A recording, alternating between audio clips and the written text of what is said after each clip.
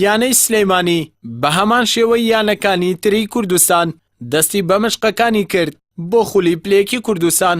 لە مەلعەبەکە یانەکە دەستی بە ئامادەکاریەکانی کرد بە سەرپەرشتی ئازاد حاتمی ڕاهێنەر و 19 یاریزان.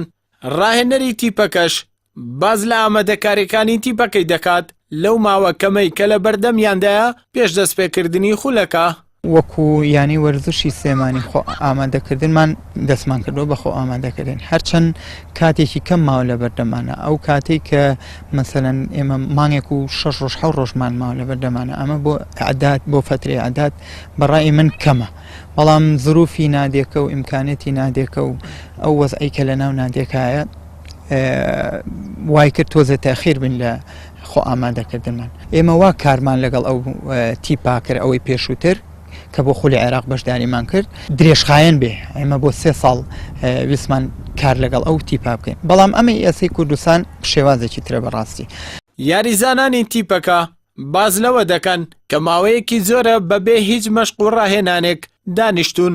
ئەوەش کاریگەری دەرونی جەستەیی کردوتە سەر ئاستی یاریزانان بەڵام ڕازین لە ئاستی تیپەکە و داوای چارەسەرکردنی کێشەکانیشیان دەکەن.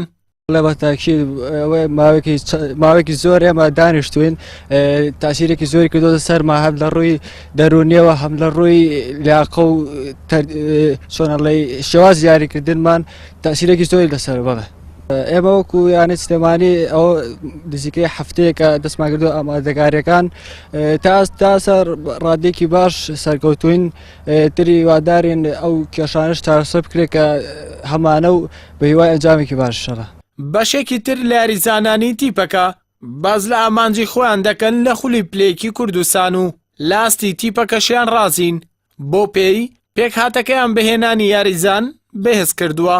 دەستخۆشتان لێکم وەکو نادی سلێمانی هەموو وڵێکمانین سەرکەوتنە بۆ ممتازی شەڵام لێ ڕاستین بەهۆی یاریزان و شمان بۆ هاتووە ئێستا باشتین لە شاو ساڵانی تەمرینەکەی نوێتی هەموو تمحێکمانە سەرکەوتنەوە بۆ ممتاز زۆر ماندووە بنەوە هەموو وڵێکەکەن ئینشەڵڵا ساڵ سەرکەوتنە بۆ ممتاز. لە کۆتاییدا ڕاهێنەرەکەی یانەی سلێمانی ئەوە بۆ پەیام ئاشکرا دەکات کە دەسەی کارگێڕی یانەی سلێمانی زیاتر گرنگی بە خولی عێراق دەدەن بەڵام پێکهاتەکەشیان بەهێنانی چەند یاریزانێک بەهێز کردووە و ئاماژەش بە کێشەکانیان دەکات. لێت ناشارمەوە ئەوان زیاتر بە تەمای خولی عێراقین کۆمەڵی یاریزانمان هێنا و هەچەند ئەتا ئێستا ئێمە یاری تەجروبیمان نەکردووە من وەکو ناو ئەو کۆمەڵی یاریزانم هێناوە داوام لە یانەی وەرزشی سێمانی کردووە کەەوە کۆمەڵی یاریزانی کەش وەکو ناو ماوە بە دەستەی کارگێڕیانەکە کەەوە ئیزافێکین بۆ ئەویان.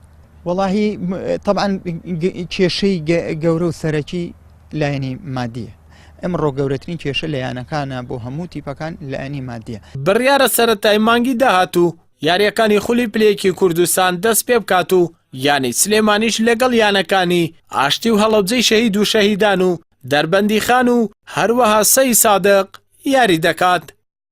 ئەردەڵا محەممەد کەناڵی ئاسمانی پەیام سلێمانی.